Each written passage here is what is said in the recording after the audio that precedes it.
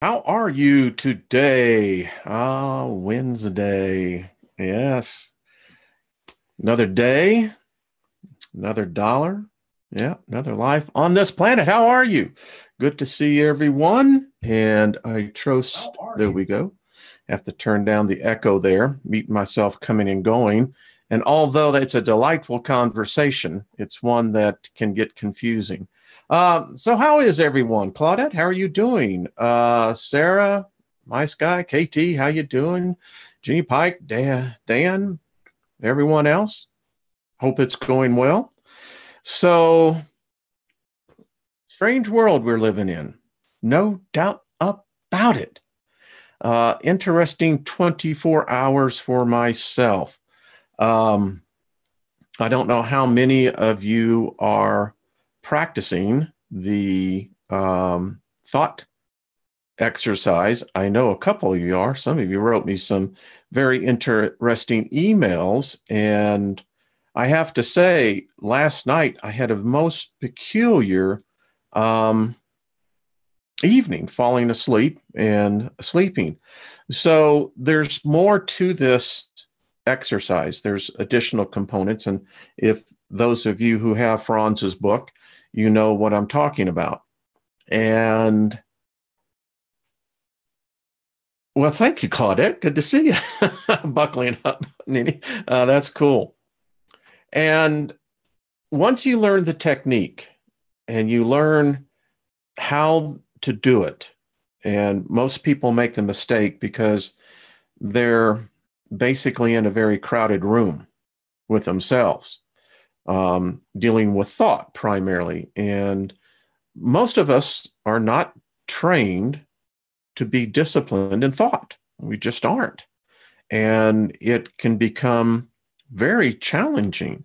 You can take meditation courses, you can get out there and read books, and you can get into group meditation. But the problem is there's very little preparation time with the individual. And when they get immersed into meditation, well, it's just not a fulfilling experience. And when you understand the process, you know why it's not. And so I'm at this place now where I've been able to, what Franz would use the term in modern vernacular, plasticize. And any of you who know what 3D modeling is, and you've seen 3D cartoons, particularly the early times, that plasticine look. And once you can begin to get that in focus, and particularly if you're doing this like I'm doing this with one particular word, and you form that image, and as you can see behind me, what many people aren't taught about is that our thoughts give off light. Now, many people don't teach about this, and many people don't even know about it.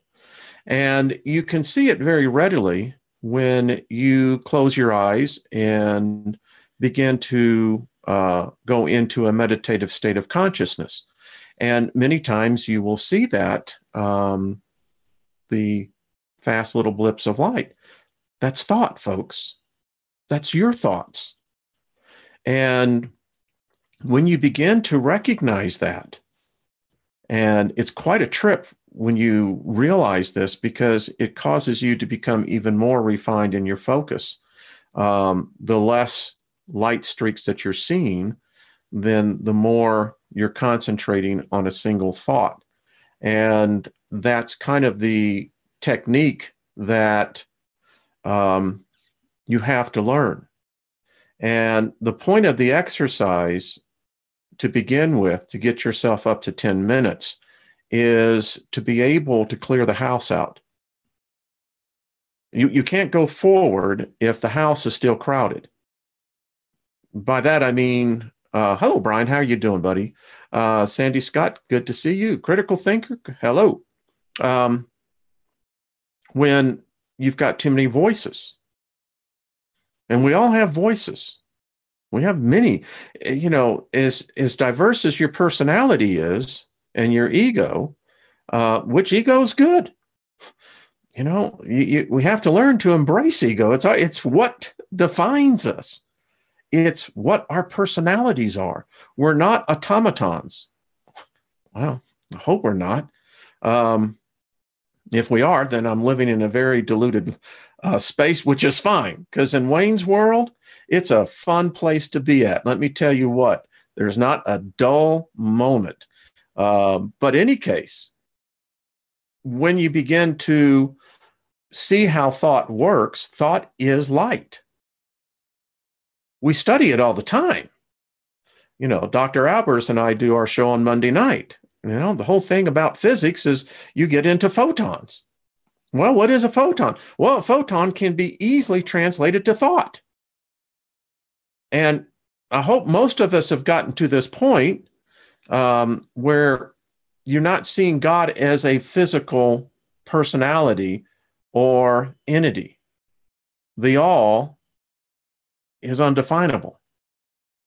It's unknowable. It's unimaginable. So if you take from what we've learned already from the Hermetic teachings, that begins to clear out a lot of space. You get rid of a lot of voices when you settle that part in mind. And much like the title of this show is exactly, where are you going? It hit me that so often we're creatures. We do this. We do this by instinct. We love getting into a routine. Routines they're very settling for us because it allows us to have a sense of being, placement in our spatial realities.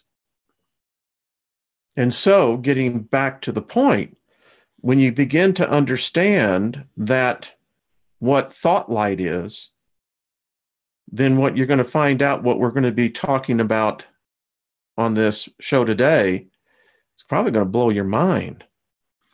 You see, I've been around at this for a while.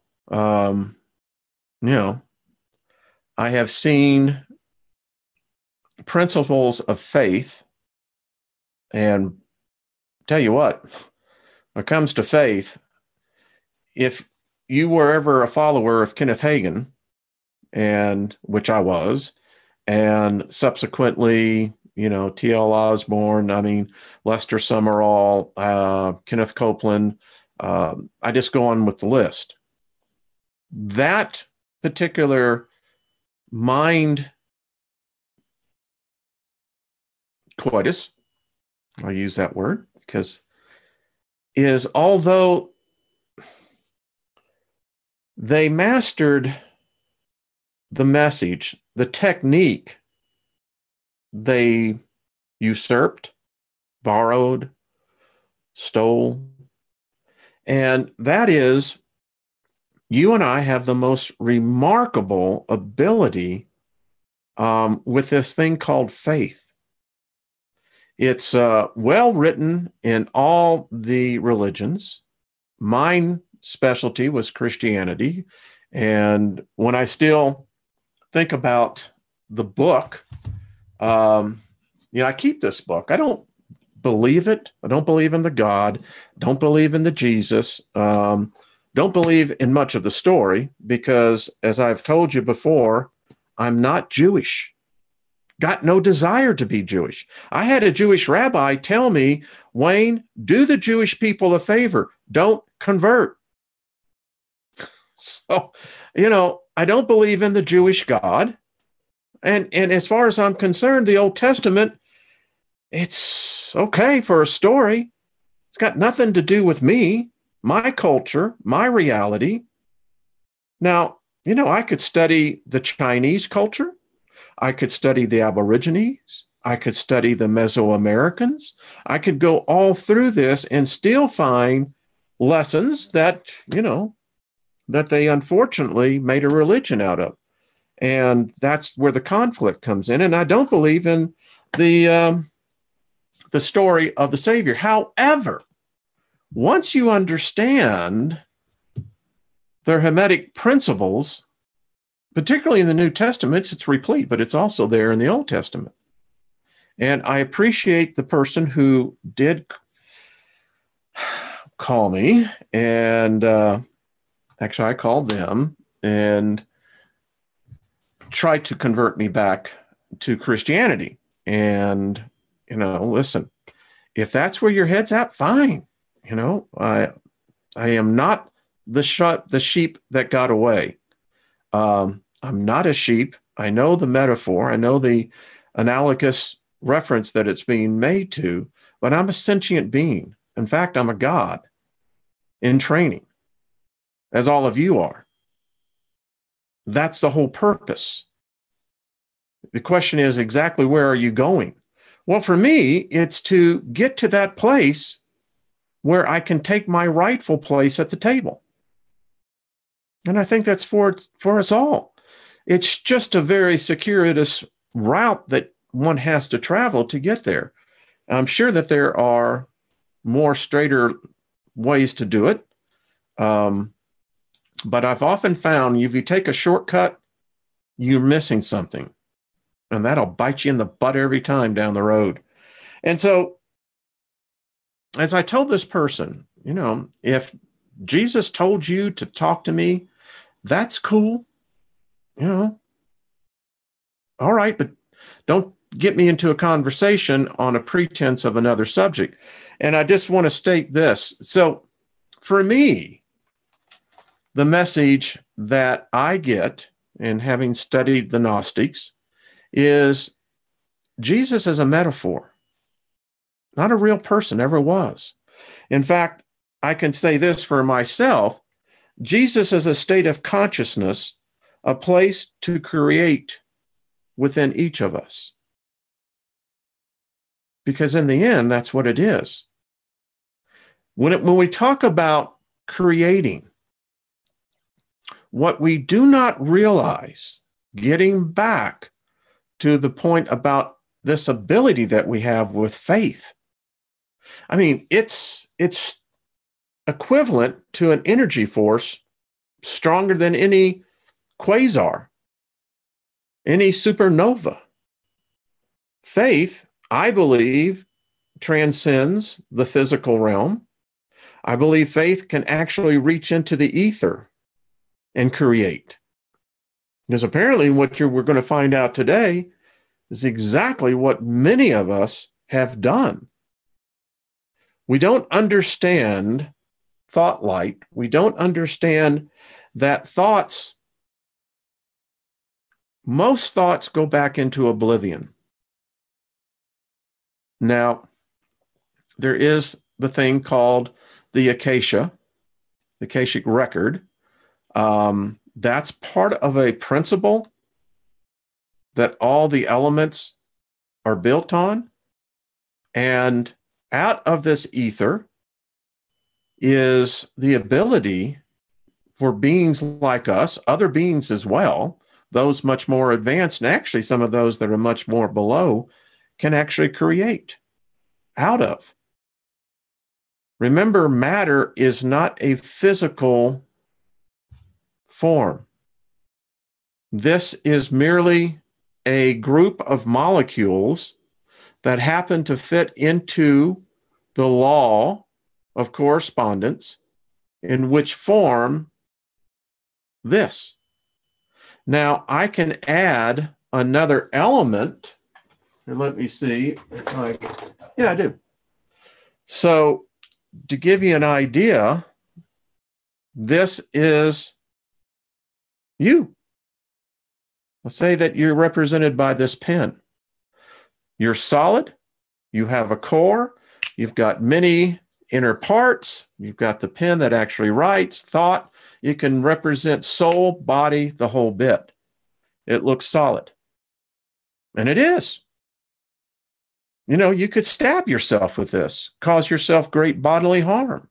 Or you could write a masterpiece of knowledge that the species has been searching for. Unrecognized potential. This is what this pen represents, and it represents you, me. All of us have a reservoir of energy that we come into this plane with. That energy will be used however you decide that you're going to use it. You could use this pen for other purposes than what it was designed for, and it may in fact work for that purpose temporarily, but in the end, it was designed as a pen, solid. Now, if I add fire to the pen, I've just added an element to this pen, and I can actually give you an illusion here that changes not only the molecule, but eventually will change the structure as well. That, ladies and gentlemen, is us, metaphorically.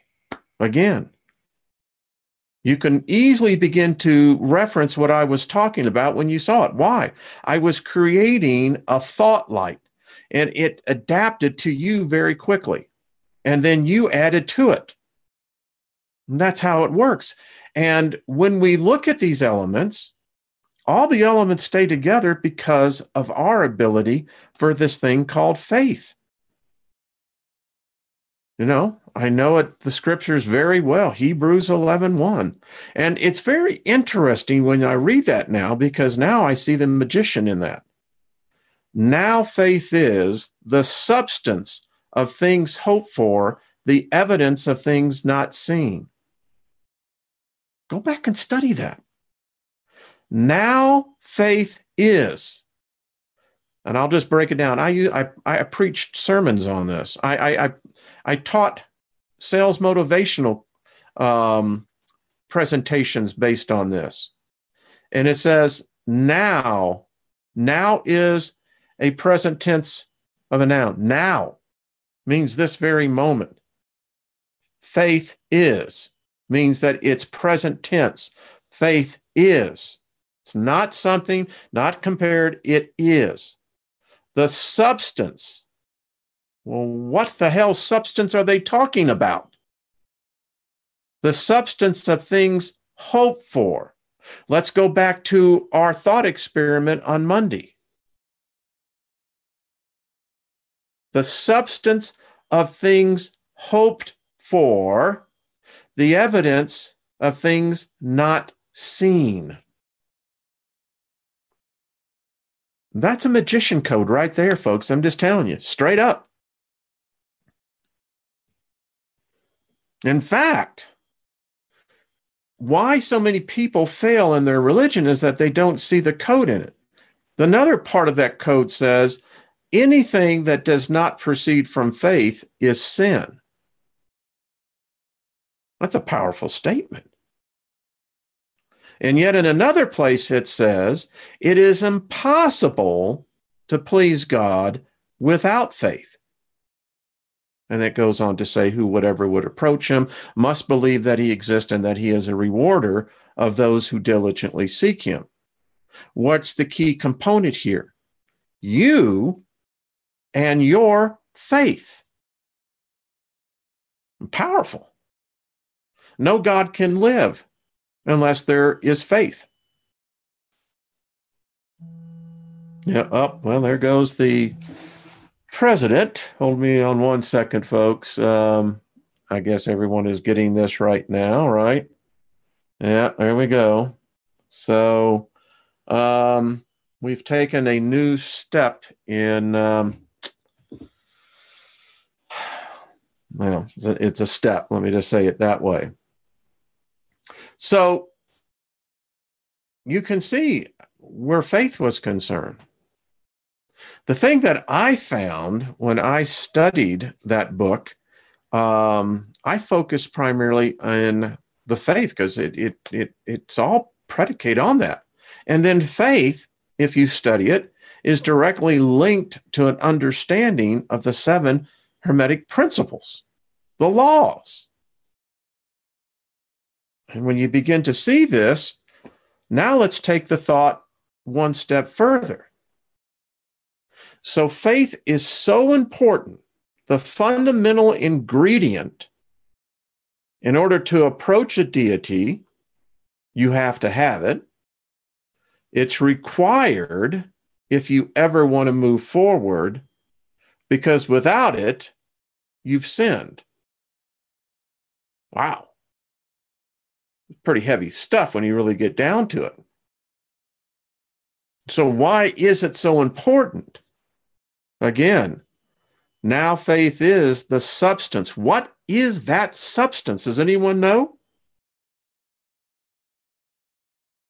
Just curious. I put my phone in the microwave. Davis, that's cute. I love that. So what's the substance? See, we got to ask the questions. What is the substance?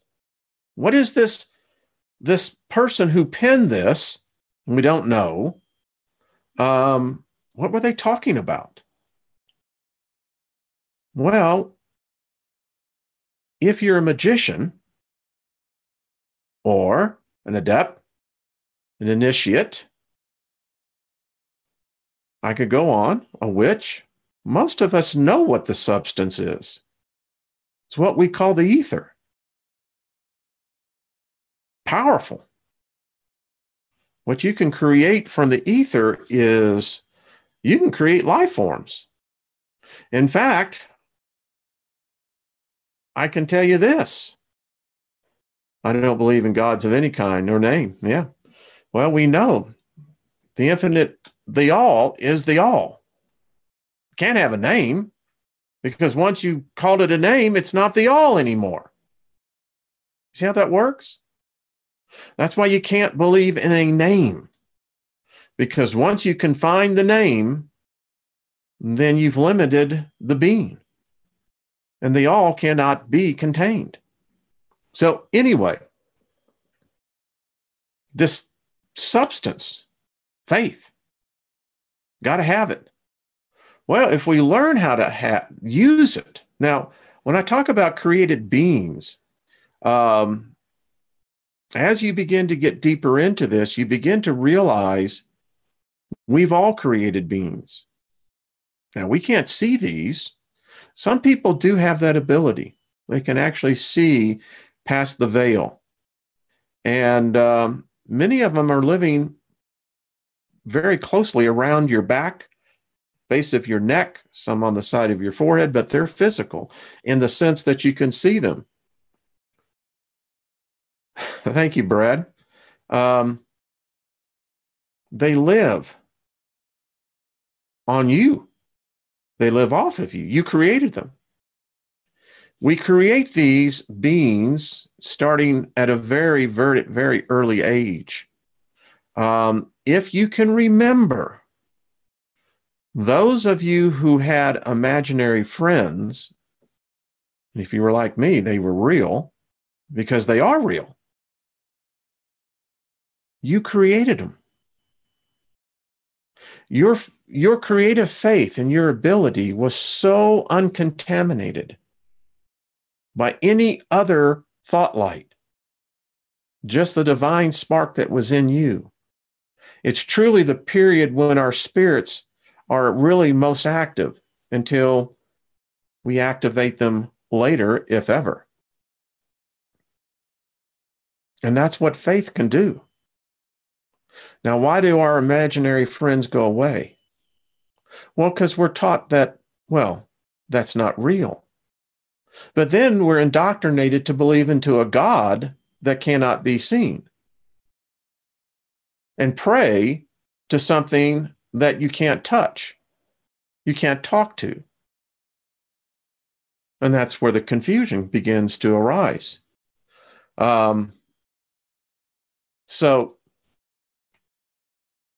But here's the thing, folks. You didn't stop creating. You just couldn't see them anymore because you didn't have the faith to see them anymore. They're still there. And many of you have created some monsters,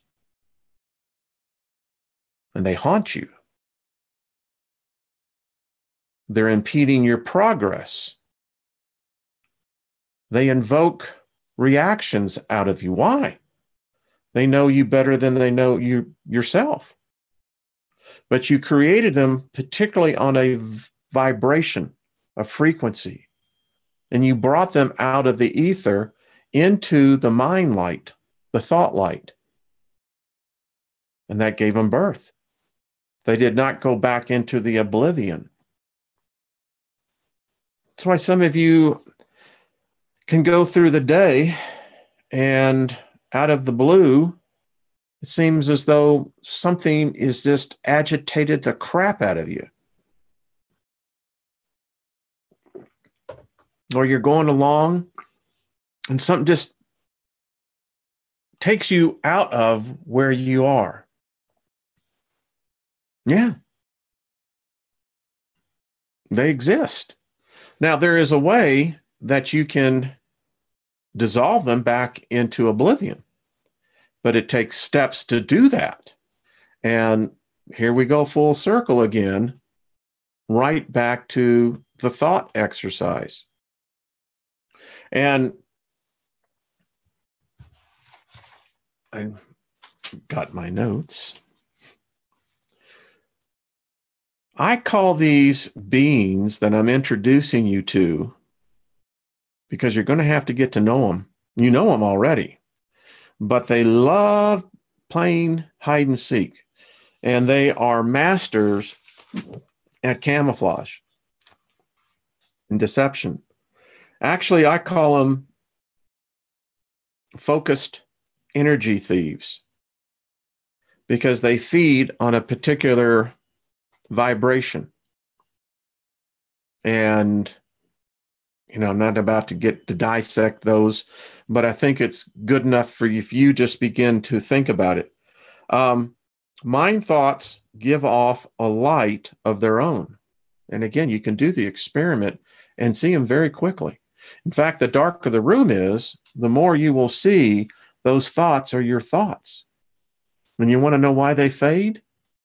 Because your thoughts fade on that one, then another one comes in. Many people that I teach is that you have to begin to take the position of the observer. Marvel at what you're seeing. That's the first thing.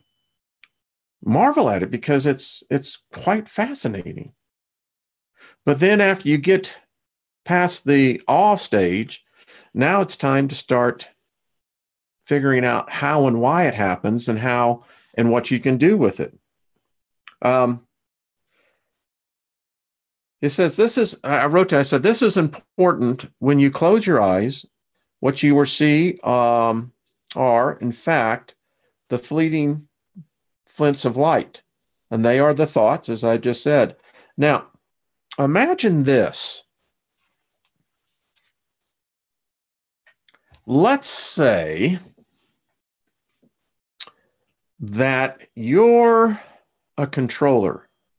I'm not talking individually. I'm not talking about manipulators. No, I'm talking about someone high up.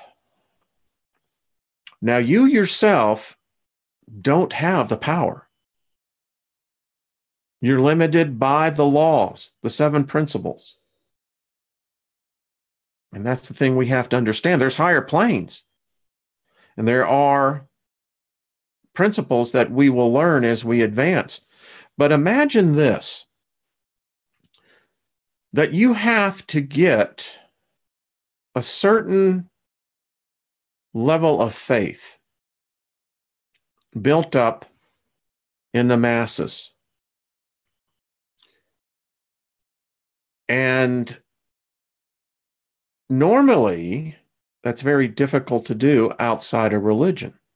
And even now, with religion, with knowledge coming forth, even that's becoming more difficult. So, taking the premise that we can create unseen beings by the intensity of an emotion that feeds off a feeling, now amplify that by 100 million, 300 million. Now, imagine and I did a story on this last year, that if that is true, and I think it can be pretty well proven by just the evidence. But imagine if you were a deity that could begin to feed off this in a way never before seen. And allow me to digress here for a second. In the past, how people would come together in groups was limited, primarily due to transportation, different type of culture. There was a time when, America was still highly agricultural and it was also industrial. And so there were schedules that had to be kept, et cetera, et cetera. And people did not have idle time as they do today. And I mean, even when you're at the job, people are distracted. It's why, the workplace is not what it used to be. But in any case, so to have a rally took a lot of effort. You had to coordinate it. You had to get the word out. You had to have a lot of boots on the ground, so to speak. And when the rally happened, well, the intensity of the controllers was there. Now, this has been used from time immemorial for human beings. When we get together, we have a collective energy that's powerful. Beings feed off of it. They do. They really do. I mean, I know it sounds crazy, but they do. And many of these are creations of our ancestors that have assumed higher positions. And the weirdest thing is that they're actually sentient. They get past a point, you can't put them into oblivion anymore. They begin to learn how to exist. And so when people would come together, then the energy would be consolidated into an elixir that would then be fed to what would be called gods. And as technology has advanced now, the one thing that the internet is known for more than anything else is hate. Yeah, it's exactly what it transmits. Someone wrote, and I have to say that it's so true, that I think that there are these beings that have actually manipulated this medium, and that's what the internet is. It's a medium. No difference if you went to go see a medium. It's the same thing. So these usurpers, now they have the ability to create situations that don't even exist. But yet our species will adapt to them. And this is where it gets really weird. It begins to cast spells. Why? It's because maybe it's where the knowledge came from. Again, from the ether, bringing in these beings. Now, think about what's happening to this country. Now, I can't get into a lot of this because YouTube censors. They just do. But I can get into more of it on my radio show, and I am going to get in more to it. But I want to bring up what I think that we're seeing.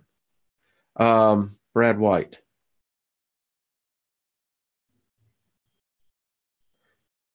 Yeah, Brad, I can agree with you. But imagine, though, higher up the chain of command.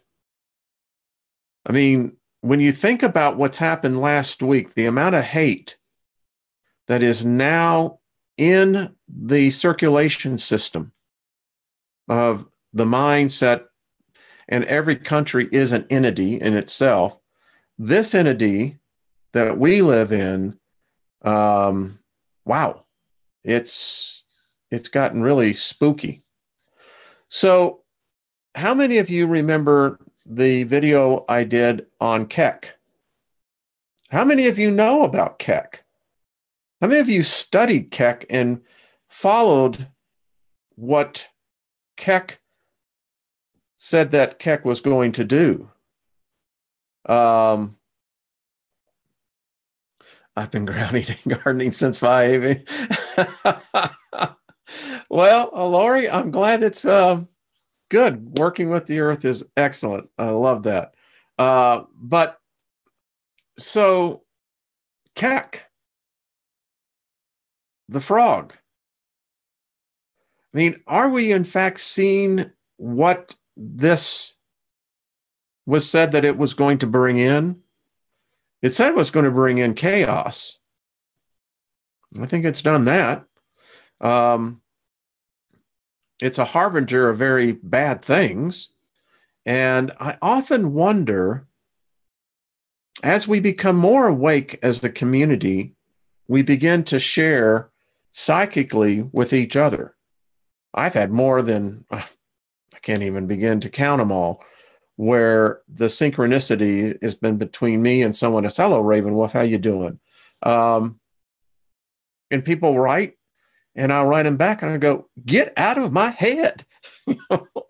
And I've written other people, and actually they have literally said the very same thing. So imagine this. Instead of getting involved in all of the chaos, what if we could see beyond the characters on the stage? What if we got together on a group level and began to try to pierce into the veil? You see, I believe that these deities can be seen. I think that they can be, how shall we say, exposed. Because I think every person who has an ounce of common sense would agree about this. We're not seeing normal things anymore. And, we all have to participate in our society.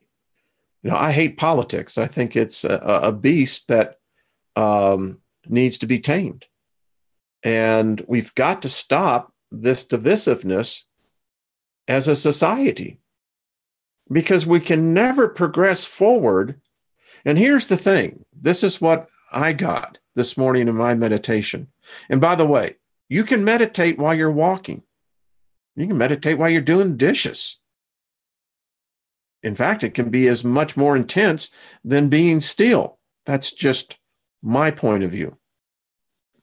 But I think it's going to be very difficult for us to advance to the next planes, maybe individually, but I think there's going to be an essence of us that for our species.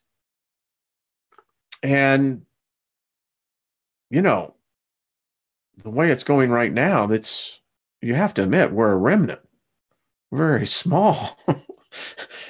and even in some of the circles, it's, you always have conflict. Why? Because I think that there is a deity has assumed power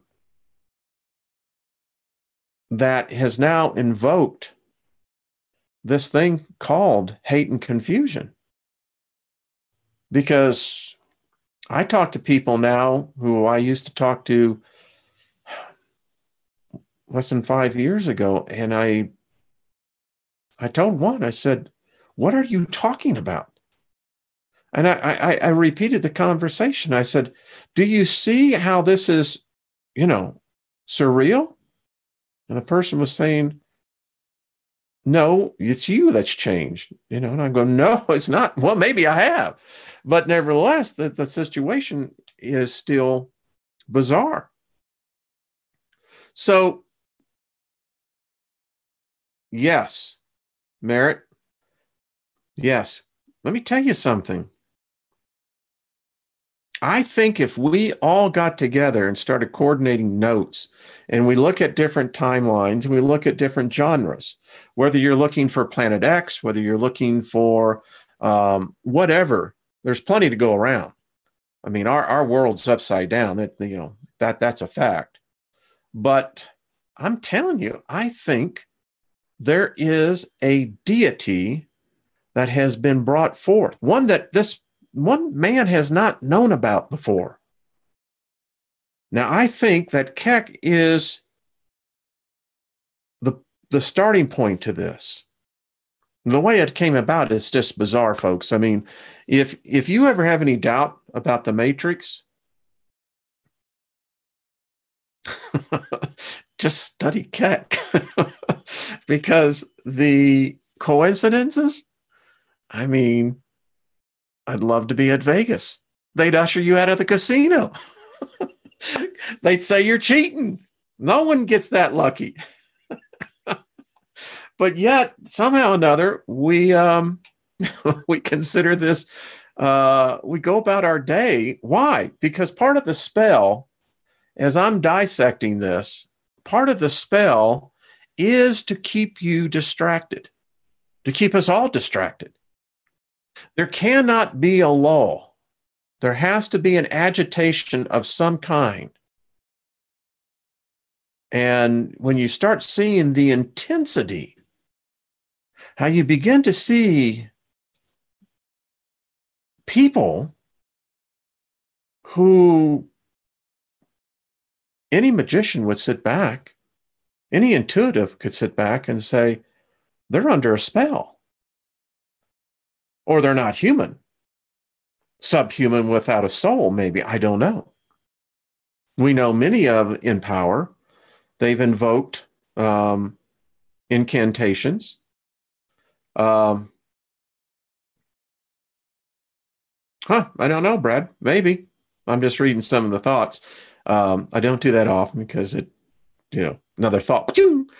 But again, what if? I'm just putting it out there. We look so far to the past, and I wonder if we have, and here's my thought. Creation never stops.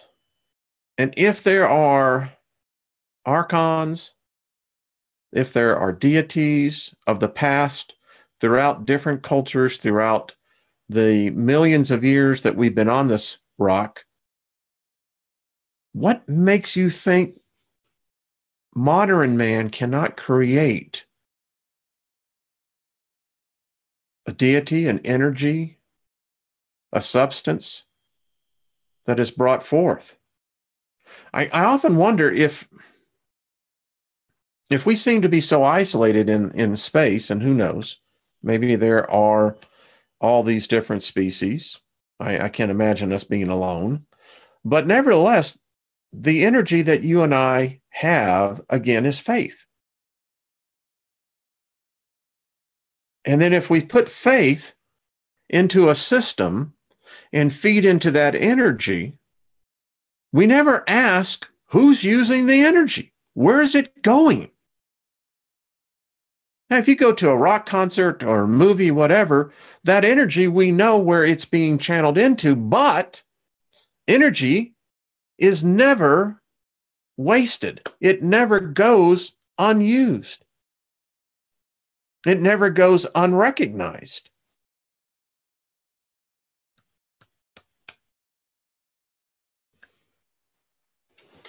I mean, they're getting so wrapped up. Think about this, folks. I'm speaking to primarily the United States audience here, and I know we got people from all over the world, and I'm sure it's the same in your country as well. I just can only speak on what I know here. All political ads are lies. All politicians lie. This goes all the way up to judges.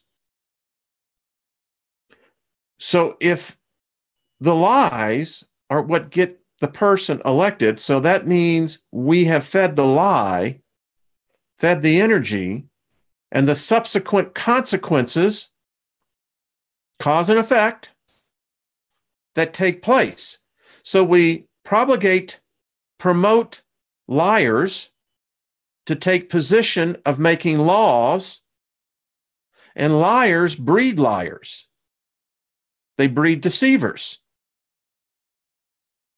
And yet we call that normal here in the United States. We call it a political process. So what becomes truth? Well, we know Hermes said that all truth are half lies. All half lies are half truths. It's weird. I know it. All right. Because I think that that's what I meant by, where are we going? Where are we heading? I mean, I know where purpose that I'm here for, share knowledge, to grow. I mean, once you get out of the God spell, you have a whole host of options. I like what Jeff Doherty said. I don't have opinions anymore. I have options. And you do. I mean, you've got the key. Now step on through, and that hallway that goes on forever, welcome. Where do you want to start? So I want to give a thought here how religions can hijack magic and kind of incorporate it into a process that, if you're taught correctly, can move mountains in your lives. So when we talk about such things as we talked about yesterday, starting on Monday, with the principle of holding one thought, I found this very interesting. And this is, again, in Franz's book, Initiation into Hermetics. It says the foundation of light is the fire principle. Light would never have come into being without the fire principle. Hence, light is an aspect of fire. Every element of fire can be transformed into light and vice versa. That is why light contains all specific attributes. It is illuminating, penetrating, and expansive. The opposite of light is darkness. And darkness came forth from the water principle. Darkness has the opposite specific attributes of light. Light would not be recognizable without darkness, because without darkness, light could not exist. You can learn from this that light and darkness came into being out of the reciprocal action of two elements, namely fire and water. Therefore, light has as its effect the positive attribute and darkness as the negative attribute. The reciprocal action is active in all regions. Now, I want to talk about the acacia real quick. When describing elements, it's been mentioned several times that they originated from the etheric principle. Therefore, the etheric principle is the highest and mightiest and most unimaginable and primordial existence, the original cause of all things and everything created. It is the causal sphere. Therefore, the acacia is spaceless, and timeless. It is uncreated, it's incomprehensible, and undefinable. The different religions call it God. It is the fifth energy, the primordial energy. It is that which created everything and keeps everything in equilibrium. It is the source and purity of all thoughts and ideas. It is the causal world in which everything created maintains itself, beginning with the highest of spheres downward to the lowest. It is the quintessence of the alchemist. It is the all in all. So I just thought that that was really interesting because, again, it begins to teach us lessons on thought. Now, there's one other thing before we get out of here today I want to pull in, because I really want to bring this out. It's quite interesting. We talked about the occult anatomy of the body. I told you how electric, magnetic, neutral. So when you understand those principles, you begin to get into some of this. Now, I want to get in specifically. I'm doing this very quickly. There are some things that, folks, we're going to learn that I know is going to really set you off in a new direction. And so give me a second. There's so much here. I know this is most unprofessional, but I want to get this to you and realize how much I've actually read. It's like, but this is really something I want to. Okay. So, water. I'm going to teach you a little section here on the magic of water. Now, this is going to aid you in getting that wish fulfilled. And by the way, you have to have it refined to a specific word, image, and it can't be that you want to win the lottery. I hope you're above that, although we'd all like to. So the magic of water. Not only is water one of the most important elements in our daily lives, it is absolutely necessary for drinking, for the preparation of food, for bathing, washing our clothes, cleaning our house, producing steam, etc. And yet the water element is also a great factor in our magical development. This has already been mentioned in the theoretical part of the book, and we will have to get into that. The magnetism or the attractive power is subject to the water element. It is this attribute which we especially want to employ in our development. In the books that deal with healing magnetism, they call it ode emanations, you will read that water can be magnetized or loaded with ode, capital O-D. But little is known concerning how this attribute can be expanded upon or how it can be otherwise applied. Not only water, but all liquids have the specific attribute of attraction. And as a consequence of this contraction, they have the ability to retain influences, whether good or bad. The water element, and especially physical or material water, can be regarded as an accumulator. The colder the water is, the greater its capacity to accumulate. Water reaches its greatest receptivity at 39 degrees or 4 degrees Celsius, its fullest specific weight. This fact is not too insignificant because the difference in regards to the receptivity of water and other liquids up to 43 degrees Fahrenheit, 6 degrees centigrade, are so minute and so barely perceptible that only a well-versed magician would be able to notice them. When water becomes warmer as a result of its increasing heat, its receptive ability diminishes rapidly. Water becomes neutral to magnetism between 97 degrees to 99 degrees. Pay attention to the following. We are dealing here only with specific attributes in respect to the attractive power, and with the practical significance in respect to magnetism, which comes forth out of the knowledge of the reciprocal effect of the elements, and which has to be accepted as a foregone conclusion. The impregnation of a substance with a wish can be accomplished with any object and at any temperature, no matter what the object, including physical water, as the actual impregnation takes place through the acacia principle. It could be a piece of bread, it could be a bowl of hot soup, a cup of coffee or tea that is magically charged. This type of charging or loading does not depend upon the accumulative ability of the water element, but is accomplished through the casual principle, the fifth power of the elements, and becomes effective though the electromagnetic field of the respective elements are in play.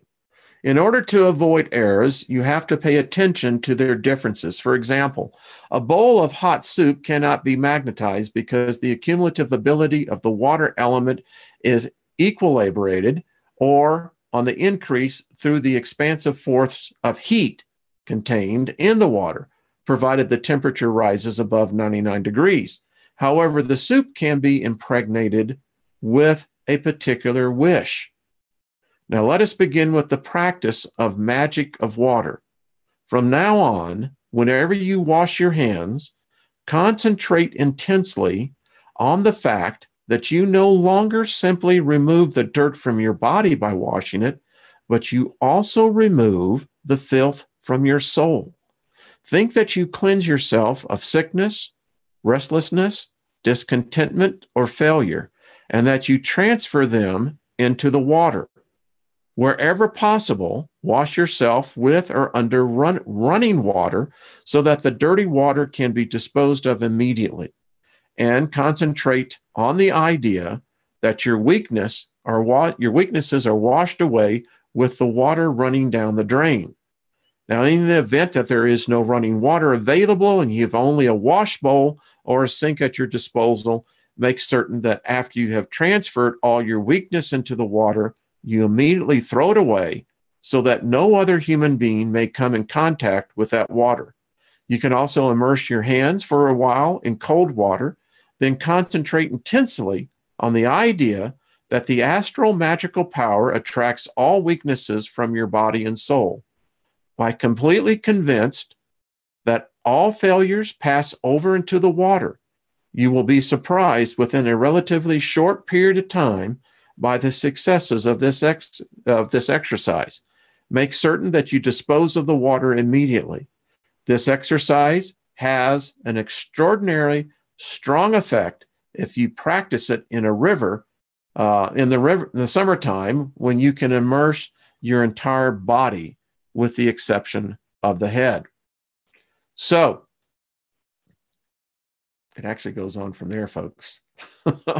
Well, thank you. Who did that? I have to see. I'm getting back in. I couldn't see.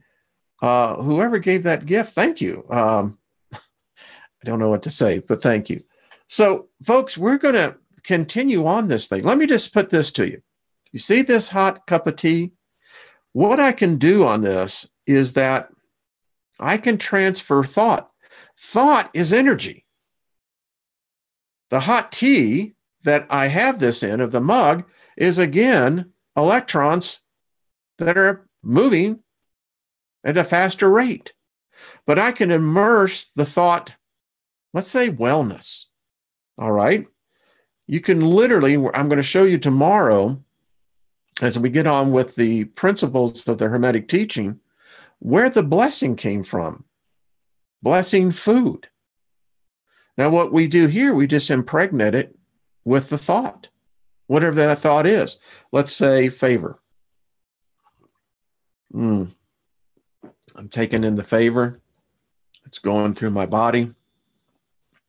My stomach is now taking it, and it's now immediately immersing into my blood.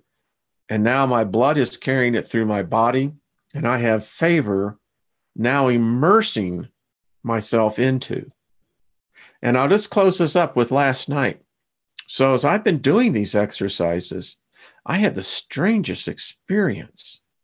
When you get into this and you start doing it, and I recommend that you get some beads that have at least 40 beads on them. And so you can start getting into this exercise. What I found, oddly enough, was that I was reprogramming my subconscious. So that's what is hindering all of us. We have a boomerang, a traitor living within us. And we trained it. And that's what we have to do. But what I found out, the little guy is really a very moldable character. Your subconscious, powerful, but it kind of, once it gets on board, watch out. I mean, once the subconscious gets in line with your conscious and you form that, folks, things are going to happen in your life. They're going to happen quickly. And it's because we never deal with the subconscious. But let me tell you, it's your best friend or it can be your worst enemy. So if you train it right, it will be so powerful. It's like having, that's the best way to put this. It's like having a factory running 24/7 smoothly when you're not even there. That's what the subconscious will do. And once you free that subconscious, because here's the thing, I'm speaking to someone on this. You're using this technique. You just don't know it. You're using it because you use it every night, every morning about worry. You're worried about certain finances. You're worried about some other, I don't know if they're health or what, but there's something else there. And you're trying desperately to work through on this, but you're sabotaging yourself, because what it is that you're using this technique called worry, and we're all good at it. Some people are masters. My wife will tell you, she was a master worrier. But when I explained to her, I said, Lynn, you're using the very same technique right here. Look, in the Magician Code, you're using the same technique. And I love my wife. She looked at me and she said, well, by God, I am. You know? So stop it. Now, it's going to take a while, but you can get there. So just understand, it's you. It's that other part of you. And get to know it. You created it. So we're going to continue with the pointers each day. I'll help you along this way, but we're going to reprogram the subconscious. Once you reprogram the subconscious, folks, I'm going to tell you, things will happen. All right. I've kept you long enough. Thank you, everyone. I have no idea how many people were in here tonight. Wow. All right. There were a few of us. So we're going to do this. You know, I'm telling you, we're building a powerful community here, and people are writing me, and try to get to most of them. But I do read them, and you folks are just, wow. That's all I can say. All right. Be good to yourselves. Namaste to all of you. Love and light. Peace.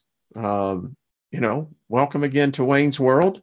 You're free to leave at any time you want. And I'll see you again tomorrow. And in the inner time, love yourself. You'll learn to love everyone else. And even learn that other guy back there. All right, folks. We'll see you later on. Bye-bye.